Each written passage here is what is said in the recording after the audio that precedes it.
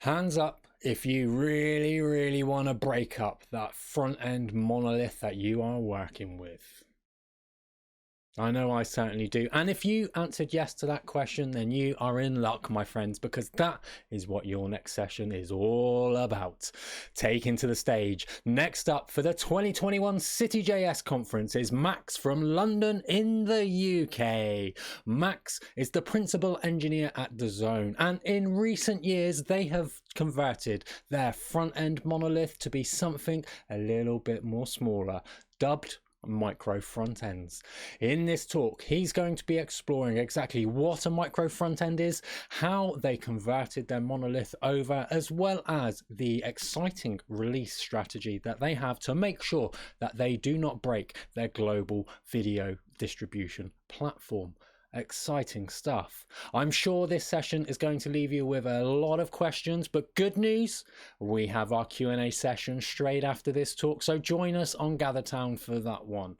If you're watching along at home, please do keep your social media posts rolling in using the hashtag CityJS2021, as well as keep those comments flowing wherever you are watching along at home. Max, it is my pleasure, privilege, and honor to hand the stage over to you. Hi everyone, and welcome to Micro-frontends, a migration story on the edge. My name is Max, I'm a principal engineer at DAZN. I was born in Italy and I grew up in Rome, and then I moved to London almost 5 years ago. You can find me on Twitter at _MaxGallo or on maxgallo.io. So today I want to talk with you about a story, and in this story we will have 4 different chapters. We will start with the context to understand what is the context in which everything else falls into. Then we're gonna see how the problem is shaped and which is a potential solution, and then we're gonna run an analysis on that potential solution. Let's start with the context. How many times have you heard the phrase, "Oh, if I was in his place, I would have took a completely different decision. If I were in that team, I would have made a completely different framework. I would have made a completely different choice." The reality is that the difference between you and that person, you and that team, is just context. Context is what makes you taking the decisions that you take. And that's why it's so important to understand in which context we are going to see the problem, the solution, and the analysis. DAZN is a live sports streaming company, and when you talk about live sport, you talk about user spikes. In our platform, many backend diagrams and graphs that we have will be like this.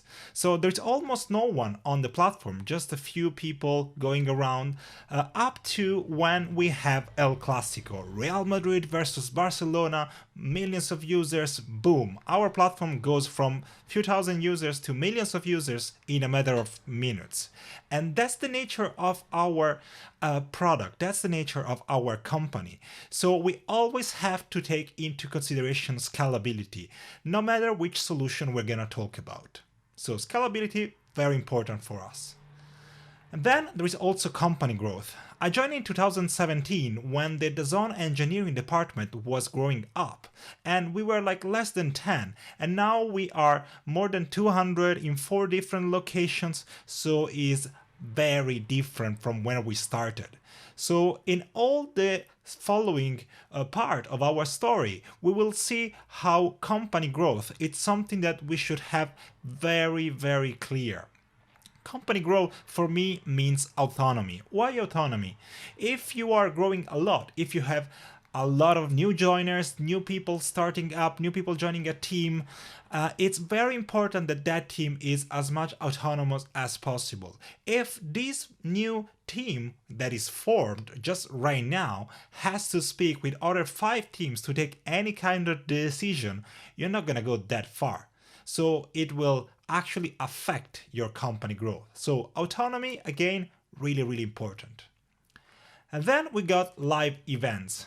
I grew up in Italy, and it was quite common that even if you weren't watching that specific football match, you were able to guess all the results just by hearing your neighbors screaming, booing, celebrating.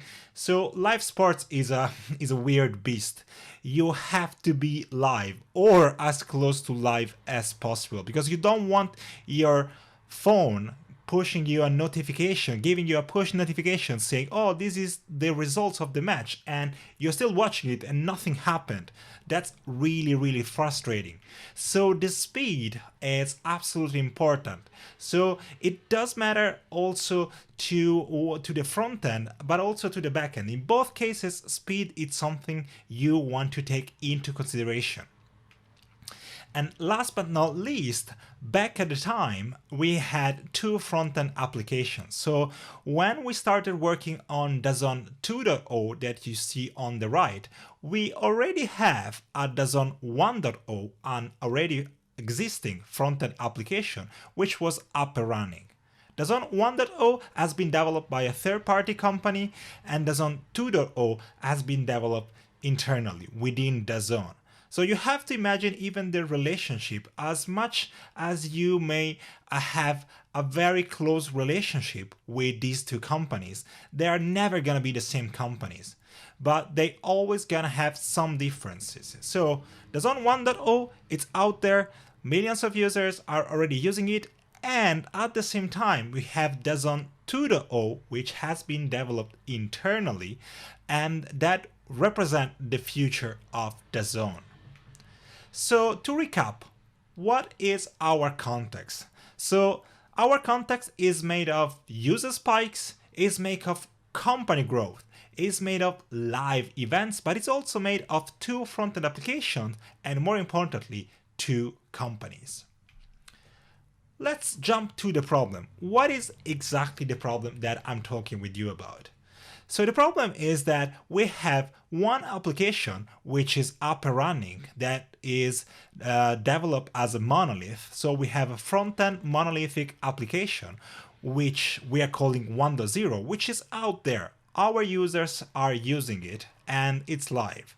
And then we have a DAZN 2.0, which is a front-end application which uses micro-frontends, which we have been developing. Why do we have these lines like these? The first idea is that a monolith is something that includes everything. So all the functionalities are there, or the features are there.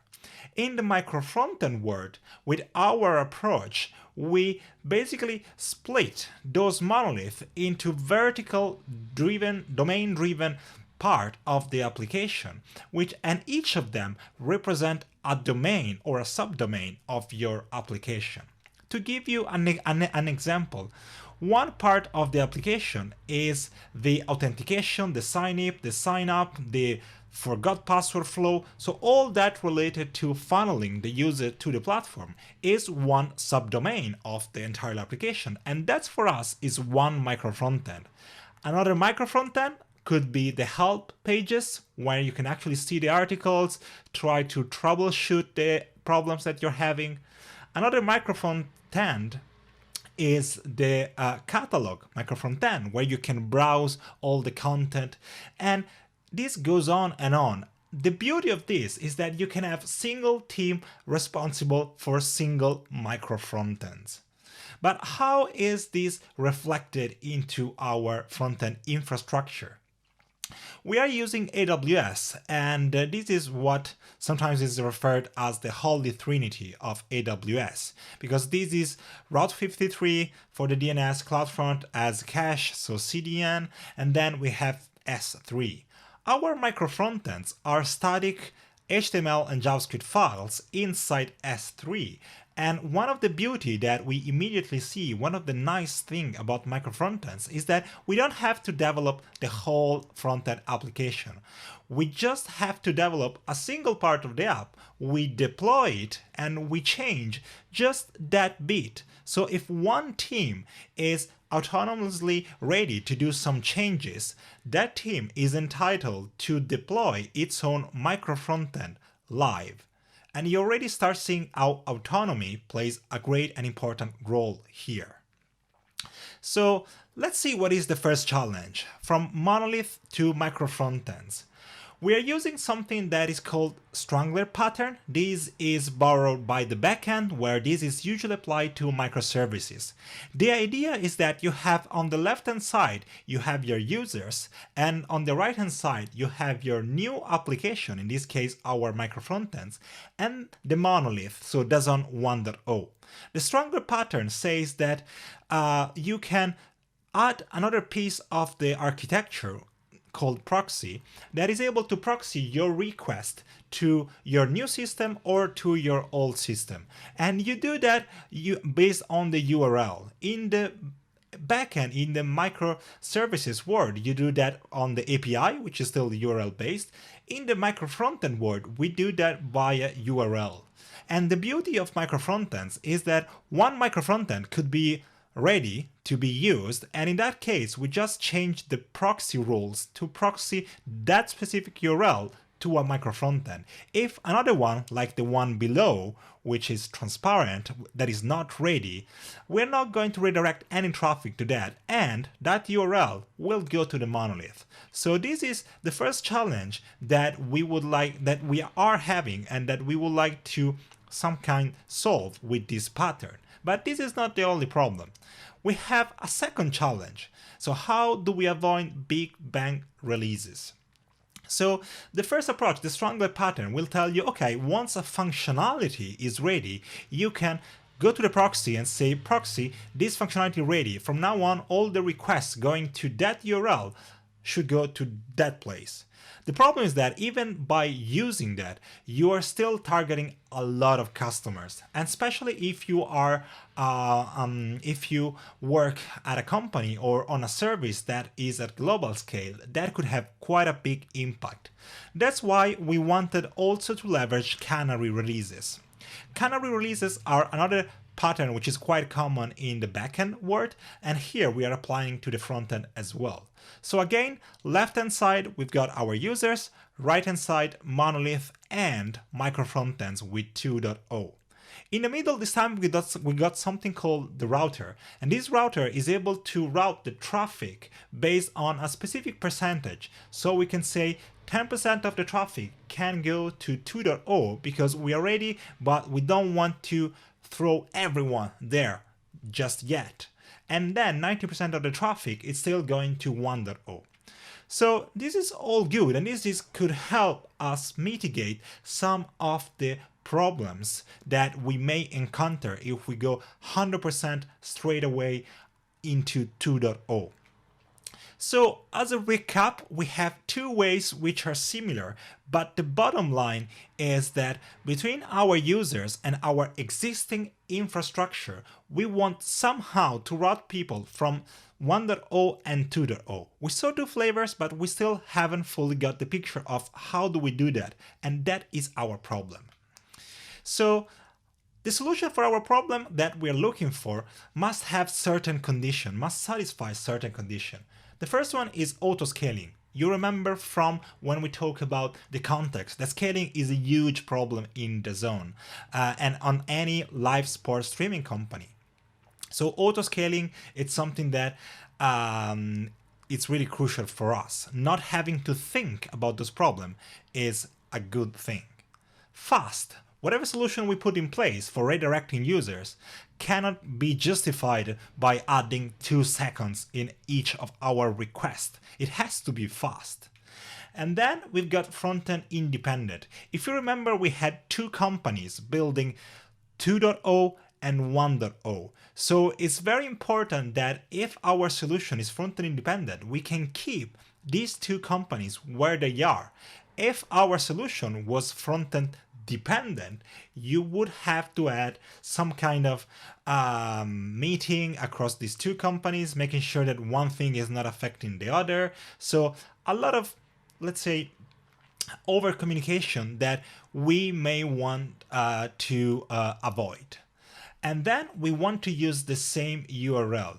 Why the same URL? Because when our users are hitting, let's say, www.dazn.com/home, we don't want them to notice that something did change, and also we don't want to affect them whatsoever, so all their URLs should still be fully working, 100% working. So same URL is a must-have.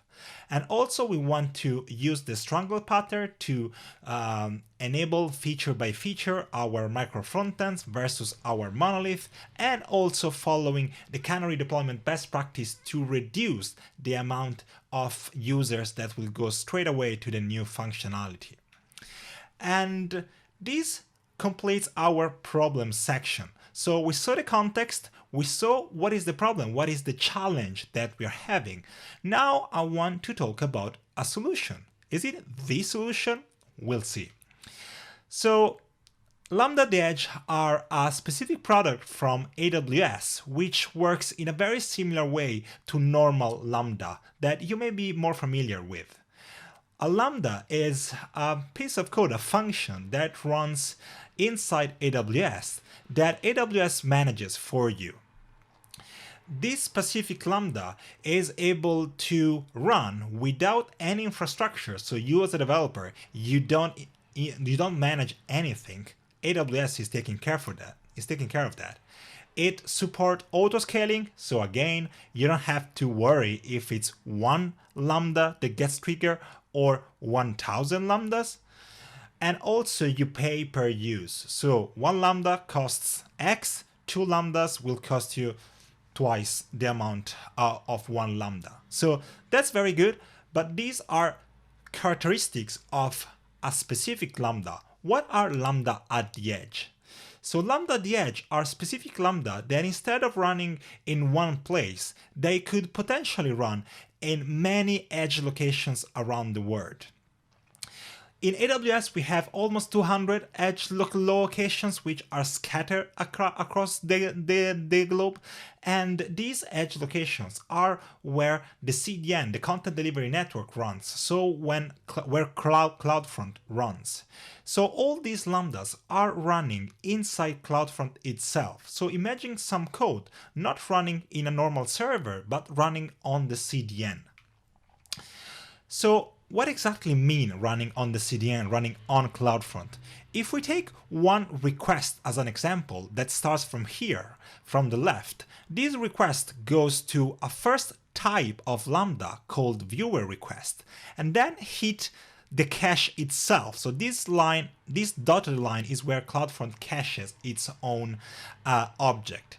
If the item is not cached, it will go to another kind of Lambda called origin request, then to the origin, so where the content is, and then going back, it will go to origin response and viewer response, and then finally the response. So we have 4 types of Lambda at the edge that you can set up. Of course, if your request has a cached item on CloudFront, your request won't go into the origin, but will go like this. So viewer request, viewer response, and boom. The difference between a viewer request origin request is very tied to your specific use case, and you have to decide when you create a Lambda if that Lambda should be a viewer request, an origin response, or a viewer response. That depends on your use case. But one of the beauty of Lambdas is that they have a very clear input and a very clear output. So input, Lambda that runs, and then you have an output. Which are the inputs and the outputs of these Lambda functions running on the edge? So the input and the output are some objects called CloudFront events. So imagine these as an input. We have JSON that contains some information about the request and also contains information about the origin. So the input says that I want to get an object called /home into an S3 called DAZN.s3.amazonaws.com. Our Lambda at the edge is able to take that input and to change different fields inside that input. In this case, we are changing just the origin of the S3. Instead of being DAZN, this is DAZN2.s3.aws.com. So you can start seeing how we can leverage this for our purposes. Basically, we said your specific /home URI you should not take that from DAZN.s3.amazon.aws, but from DAZN 2. And we changed that code in the Lambda at the edge. A couple of challenges or things that I think you should be aware when you talk about Lambda at the edge. The first one is concurrent limit. So there is 1,000 concurrent execution as limit per region per account. You can actually ask and talk with AWS to increase that limit to 5,000, which should be a hard limit. And also, deployment time is quite important one. It used to be much longer than that, but nowadays in our pipeline, I would say that it will take roughly up to 10 minutes to deploy. So it's usually less than that, 6-7 minutes, but I would take up to 10 just to be safe. So we'll see how that plays quite an important role in something that we're gonna cover later on. But just take your time to understand that when you deploy, it's not immediately there. It will take some time, not that much. And then we've got metrics and alarm and Lambda logs. Both these three things actually, are spread across 11 AWS regions. Why is that? That's because it's dependent of where your request originated from. So imagine you got a request from Japan. That request will have its own metrics, its own alarms, and its own logs in the region which is closest to Japan. Could be Asia Pacific one, for example. AWS is working quite hard to create some kind of aggregations. There are already some kind of dashboard aggregation which are per CloudFront distribution, but you'll still have to do something manually, especially for the logs. AWS itself has its own suggestion on how to do logs aggregation to have all your logs in one place. So that was the last part of this solution. We saw how Lambda at the edge are very powerful, and we start to smell why they could be a solution. But is that a perfect solution? Does that tick all our boxes? We're gonna see that in the analysis, our last and final part. So one part that we didn't cover yet are costs. So this is DAZN Lambda that is serving quite a lot of users. You can see in this case is per request. This is from last year. We've got December, January, and February. Something in between 300 million and 400 million requests, 440 actually. The cost was somewhere between 500 and 750. I would say that this is cheap, also take into account that this runs for 2 milliseconds. But as a solution, as a whole solution, I would still consider this cheap. Of course, you will have to consider how long your Lambda runs for, but just take your time, do some maths. But overall, my suggestion is it's okay. You can do it. It's not that expensive. But let's have a look at all our requirements that we have for the solution. You can see how we put our Lambda at the edge here in the diagram, because this one represents exactly the point where we make the decision between going to 2.0 to the micro-frontends or to the monolith. So first part, auto-scaling. Yes, that's good. Lambda at the edge are completely managed by AWS, so you don't have to worry. There are some limitations, but for the volume that DAZN is handling, auto-scaling provided by AWS for Lambda at the edge is good enough. And also they are fast. You saw that from the previous slide that our average that was in Frankfurt, our average is 2 milliseconds. I'm quite happy if the solution for redirecting traffic only adds 2 milliseconds. And I didn't add any other piece of the infrastructure. So 2 milliseconds is exactly what we are adding. Then we got front-end independent. Again, very good. We saw that this one works with URLs and it changes which is the origin. Nothing to do with the front end. So your front end could be developed in React, in Vue.js, in something else. It doesn't matter, and that's the beauty of it. And then we've got same URL because this operates within CloudFront, so nothing changed from that point of view, and stronger pattern and canary deployment. We kind of saw that it is possible to have both of them, but we haven't seen how yet. So we're gonna see that in a moment. Canary deployment and strangled pattern. Which is the common thing between these two approaches?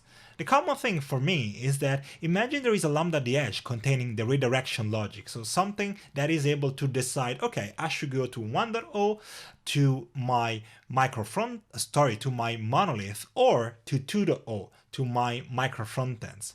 And then we have some rules. The rules could follow a percentage-based rules, so something more related to canary deployment, like Italy is ready, 100%, Germany not there, let's keep it at 50, we will roll it out next week. And also the stronger pattern, which is more based on the specific functionality of the app. So is the authentication micro-frontend ready? Yes. Okay, let's enable that. Let's go to micro-frontends with the redirection. Is the catalog ready? Not yet. The team hasn't finished yet. Okay, let's keep it disabled for now. So these two rules are all going to affect our redirection logic, but the logic is one. Those are just two different rules. We're going to use canary deployment as an example, but it also applies to the strangler pattern in the same way. So one way of configuring this setup is to having your configuration inside the Lambda. So the whole Lambda is made of two parts, redirection logic and the redirection rules. That's all good. You just have to think about the fact that in order to change one configuration, you'll have to redeploy a new Lambda. And you need to take into account how long does it take to deploy that Lambda at the edge in all the edge location. Nowadays is less than 10 minutes, so it's probably doable for many use cases. But when we started a couple of years ago, it was up to half an hour. And if you want to have the flexibility of doing a quick rollback on the configuration, you cannot wait half an hour in live sports. Definitely you can't. So we actually adopted another way of doing this, and this was with an external configuration. So inside Lambda, we only have the redirection logic, and the external configuration, this configuration is stored somewhere else. Where is this somewhere else? This somewhere else is actually another CloudFront. Why another CloudFront? I mean, I do understand that is a static files, is a configuration, so no big deal. S3 is perfect, but why do we need another CloudFront? So you have to imagine that, first of all, CloudFront doesn't allow you to make requests to itself. So from Lambda, you cannot request something on the same CloudFront. And then another important thing to understand is where this function, this Lambda at the edge here, will run. Because imagine that S3 is a fantastic service, and sometimes we are tricked by the fact that S3 is everywhere. But S3 is available in one specific place, is one specific server somewhere in the world. Let's say that this S3 configuration is in Germany. If my Lambda is running from one of my Japanese customers, so it's running in the closest region, so in Japan, I will have this Lambda making a request from Japan to Germany and then going back just to read the configuration. That's a lot of latency that you're adding to your function, and that surely is not going to be in the 2 milliseconds that we saw on average that we have in the DAZN. So how did we did the trick? The trick, it's not a real trick, is to use another CloudFront. Why? Because we can cache this particular static file, in the closest CloudFront edge, which is, guess what, really close to where this other CloudFront is running. So the request, instead of going from Japan to the origin, to Germany, it will go to Japan and it will look to the same Japanese, actually to another CloudFront, but in the same Japanese edge, in the same region. And that will allow you to have this round trip in a very short time, up to 2 milliseconds that you saw. Those 2 milliseconds are comprehensive of an HTTP request done in the Lambda. The last bit to remember is that when you deal with redirections, and both when you apply the stronger pattern or when you use a canary release strategy, you have to give your user a consistent experience. So we have something called sticky sessions. Is a way to make sure that if a user is in one specific segment, let's say 10% of the population in Germany that is on 2.0 on the new micro-frontends approach, we want the same user to have the same experience when it joins again, when it opens again the platform. And we do that with cookies. We do that using an origin request and an origin response. And bear in mind that you have to do that. Otherwise, every time the user open your website or your application, they will see something different. So which are the takeaways that I want you to reason, that I want you to remember from this talk? So the first one is context, context, context. Everything that I described to you applies very well for DAZN needs, and it ticks every box of DAZN. Does that mean that is it a silver bullet that I will just go and apply Lambda Edge everywhere? Of course not. So learn your context, learn your problems, and then apply something to your specific problems. Vertical micro-frontends are a way to split the monolith. So going from a big monolith having all the functionality there to something that is more domain-driven, that represents just a single part of your application, will help you not only developing on the front end, but also reasoning in the migration point of view, because you can migrate these vertical micro-frontends one by one. Working on the CDN is now possible. It wasn't like this 5 years ago, 10 years ago, at least it wasn't that easy.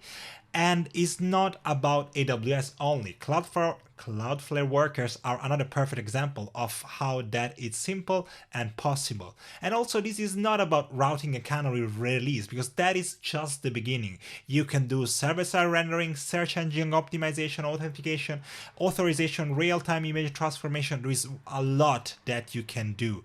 So we don't live in a client-server world anymore, in a client-server relationship, but we are in a client-server and CDN relationship, and you can leverage that.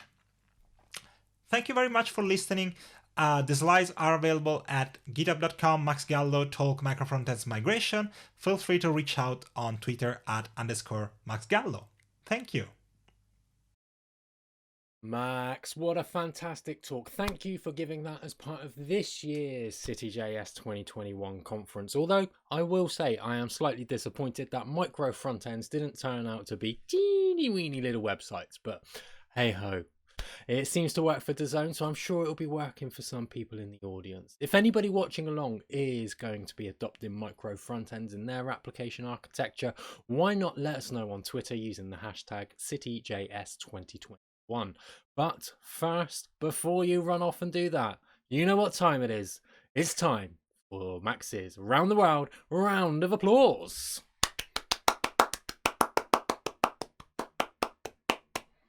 Fantastic stuff. Max's Q&A session will be starting on GatherTown any moment now, so head on over there if you have some burning questions about micro front ends and some questions about whether it will be right for your application or not, or just want to dive into the detail of how you can get started with this architecture. Let us know what you thought of that talk on Twitter using the hashtag CityJS2021, as well as commenting YouTube as you have been all day long. Max, what a fantastic talk. You may have been chatting about micro front ends, but that was by no means a micro amount of content. There was so much good stuff packed in there. How did you find it? Thank you, Johnny. Thank you. Did you enjoy giving a recorded talk? Or in hindsight, would you have preferred to have done live? No. Given how busy I was this week, I'm very selfishly happy to have done that before and not live. Okay. So. Well, it's all worked out quite well then. Yes. And you didn't know that when you recorded it. So Exactly. So myself from the past did something for myself in the future. So I like that. that's the best kind of past self, right?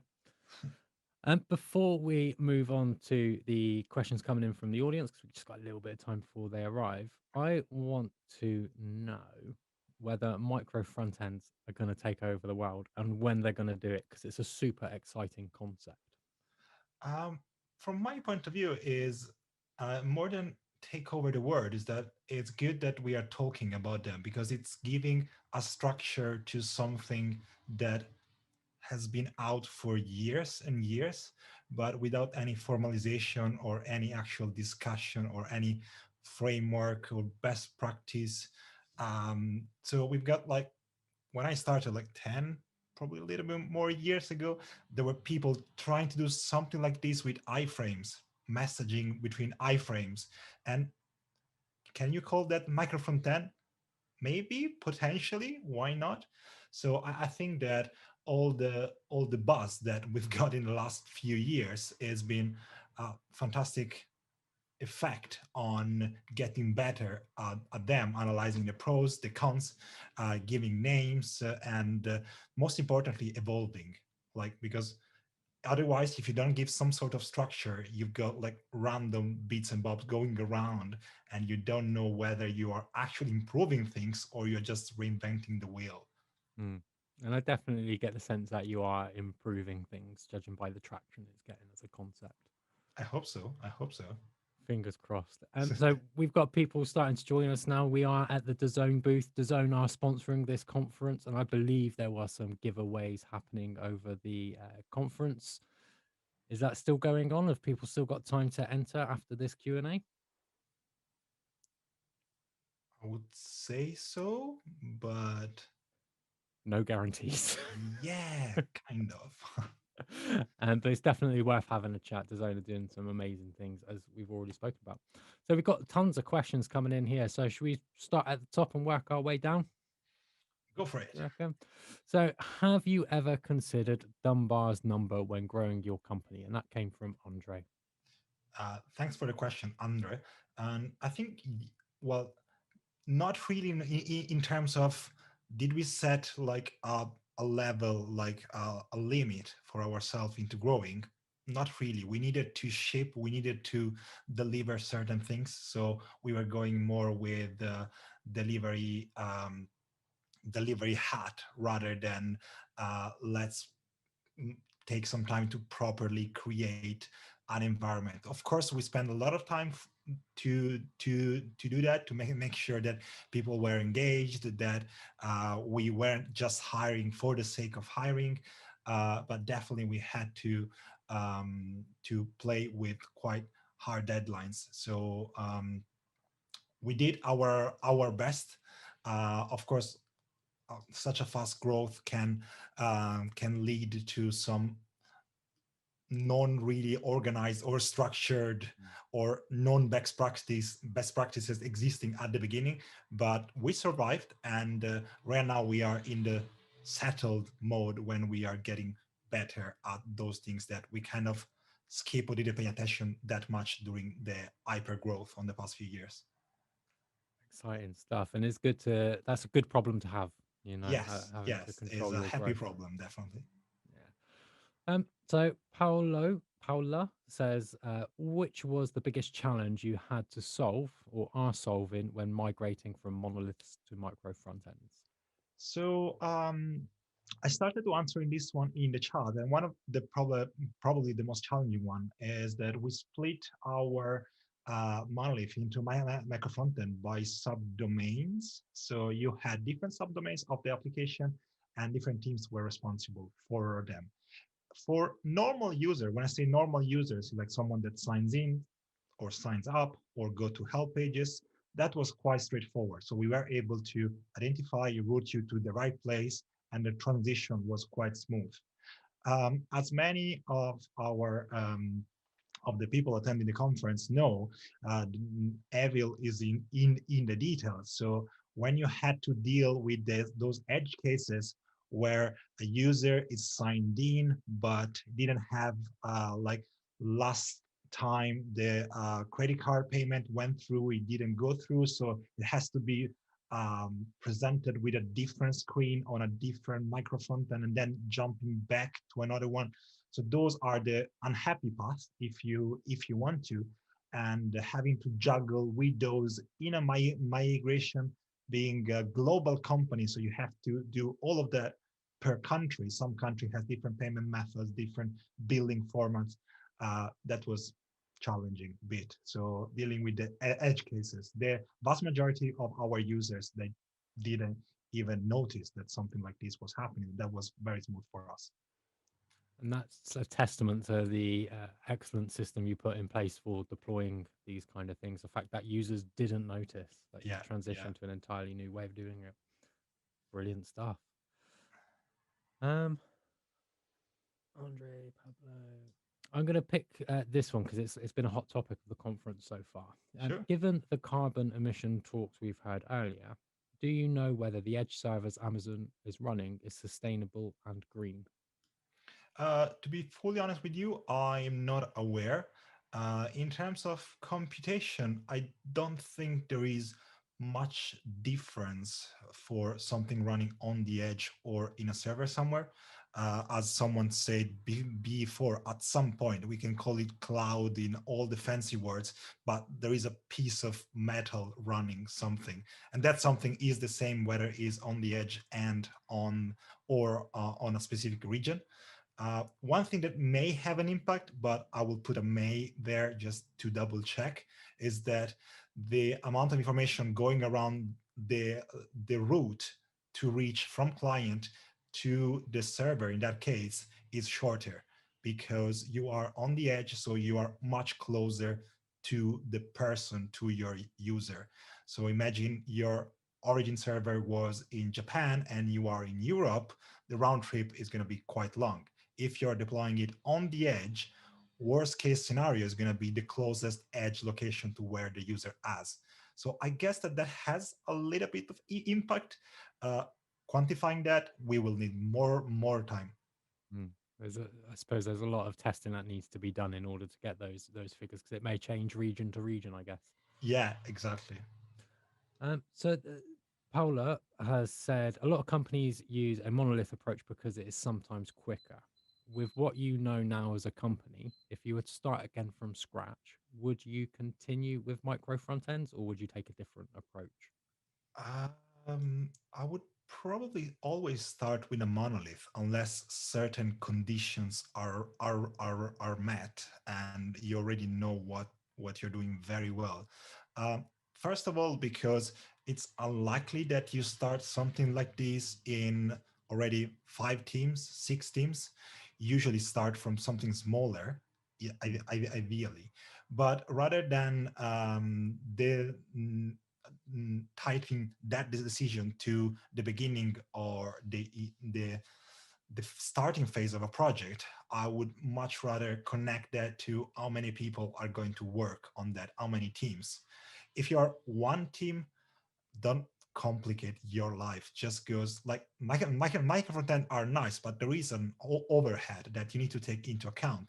The whole independent deployment, the fact that you don't have one version of your application, you have a number of versions. Like depending on where you are, I can give you a version for our catalog micro-frontend, a version for our L pages micro-frontend, and that has a cost in communication, in customer support, in everything. So of course you put that on a scale, and depending on your setup and on your context, as I said in talk, it may be a good trade-off. But when you're starting, especially if you are one team or like one or two teams, I would think twice about starting creating this kind of abstraction that may be useful in 2-3 years time, but at the beginning they will cause you some slowdown. That's a very honest answer there, I think. We are unfortunately running out of time. We've only got about a minute left of this Q&A. But Max, I'm putting you on the spot here, but are you in Gathertown at the moment? I am in Gathertown at the moment. If you didn't get your question answered, I'm sure Max would be more than happy to link up with you if you hang around the DAZN booth. Max will, I'm sure, answer your questions there because there were a few really, really good ones there which we didn't get to. Before you head off, though, I have some quick fire questions. We've been surveying developers from around the world to find out what we're all up to at the moment. So, quick answers for this one. I'll try. Tabs or spaces? Spaces. Good man. Front end or back end? Have to go for a front end. If you could only use one for the rest of your life, Angular, React, Vue.js, or something different? Something different. Why not? I like the challenge. Oh, I like that. I like that. We've got our first something different of the conference. Brilliant. And finally, apples or bananas? Bananas. I'll go with bananas. Bananas. That puts the tally dead heat. Apples were winning all the way through, but today bananas have regained. So thank you for that one, Max. It's all going to be down to our final couple of speakers for that. Max, thank you very much for being a part of this year's conference. It's been a pleasure to have you be a part of the lineup and for catching up with you on this Q&A. Don't forget, if you're watching along on YouTube, keep those comments rolling in. And if you want to get your question answered by Max and we didn't get to it, stick around the DAZN booth and Max will have a chat with you. For now, though, this is our Q&A over. Max, it has been a pleasure and thank you. Thank you very much.